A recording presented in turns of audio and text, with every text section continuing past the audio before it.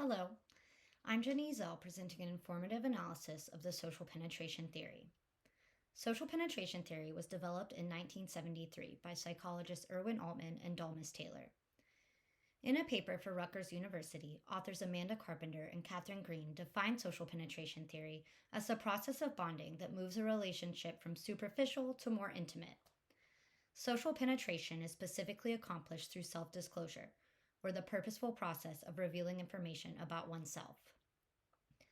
Essentially, the theory dictates that relationships are formed through self disclosure, and through that self disclosure, relationships deepen over time. The more one discloses about themselves, the more intimate the relationship becomes. There are 5 stages of social penetration. It is important to note that not all 5 stages are necessarily reached in every interpersonal relationship. The 5 stages are orientation, exploratory affective stage, stable stage, and depenetration. The orientation stage encompasses the most basic level of interaction. All relationships start this way, but not all will progress past this stage.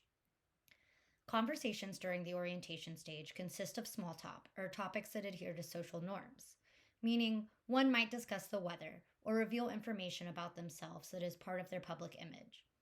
People in the orientation stage will avoid topics that might incense the person they're speaking to, such as politics or religion.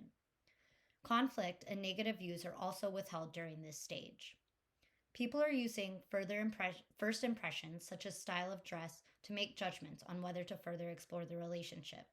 There's a minimal level of self disclosure during the orientation stage. During the exploratory affective stage, conversations become marginally more revealing.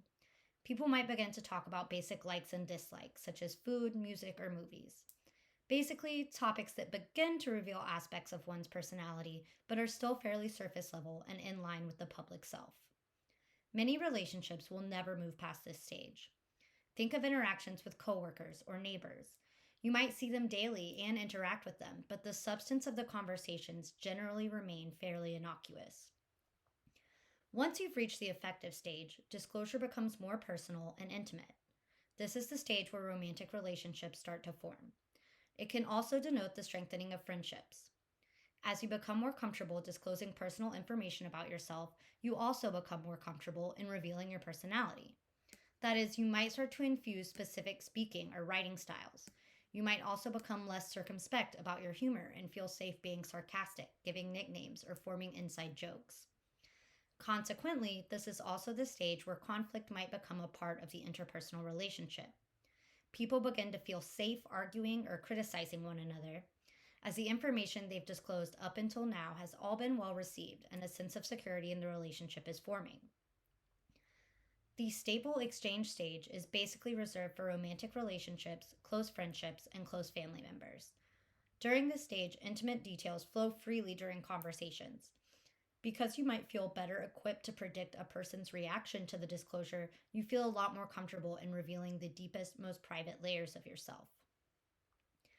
The depenetration stage won't be reached in every relationship, but can happen if a breakdown in communication occurs. During this stage, you might begin withholding intimate details or private thoughts from the interpersonal relationship, whereas before you would have revealed them willingly. This usually arises out of conflict in the relationship or external stressors. It might happen immediately, perhaps because of a transgression or perceived transgression in the relationship. But it can also occur more gradually as people drift apart over time due to personality changes or distance. Depenetration often signals the end of a relationship. However, it can also indicate the renegotiation of one, meaning a relationship might revert back to an earlier stage of social penetration, and that trust has to be restored over time. According to an article on communicationstudies.com, Altman and Taylor used the metaphor of an onion to initially depict the social penetration theory. The process of self-disclosure is akin to peeling back the layers of an onion. The outer layers represent the most superficial topics and knowledge of oneself. Anyone can see these layers. As you get to the deeper layers of the onion, you begin to reveal the more intimate details that not everyone gets to know. This directly correlates to breadth and depth, which are an essential factor in the social penetration theory. Breadth would be considered the number of topics discussed in an interpersonal relationship. Depth is the level of intimacy or privacy contained within those topics. In other words, breadth is the number of topics, such as family, traumas, interests, beliefs, etc., and depth is how many details you reveal about those topics. Carpenter and Green touch on the norm of reciprocity and how it relates to breadth and depth in interpersonal relationships. The idea is that a person will feel obligated to reciprocate the level of communication you're conveying. That is, if you reveal an intimate detail, they might be more inclined to disclose something intimate of their own. Likewise, if you keep the conversation surface level, a person is less likely to reveal something intimate. Overall, the social penetration theory is a succinct and valuable tool for assessing how interpersonal relationships progress. Though there are some barriers to social penetration, such as culture or upbringing, it is applicable in many aspects of communication. Thank you.